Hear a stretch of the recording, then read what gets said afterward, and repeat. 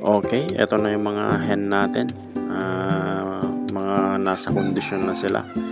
Bale, malapit na natin silang isalang by February.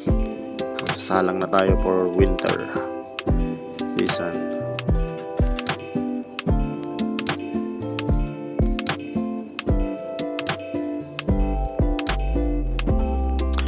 Ayan, gigil na yung mga hen natin na magpares.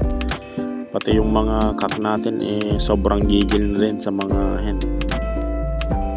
Ayan, sana maganda yung ilabas nila.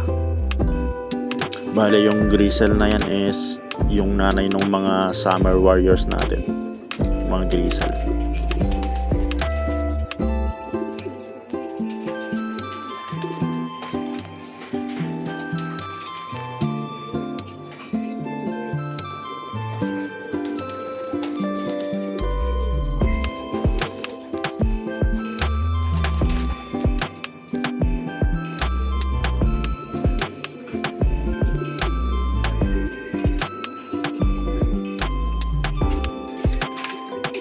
Bale, ito naman yung nanay nung cock natin na blue bar. Yan. At ang ating sexy Taiwan. Yan.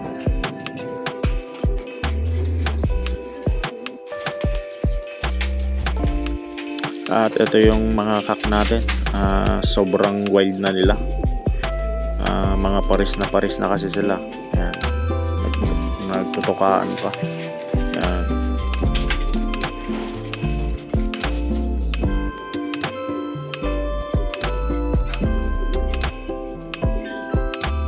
Bali yung red bar na to, itatry natin i-breed to. Baka sakaling maglabas siya ng red bar sa winter warriors natin. Ayan lang, bye.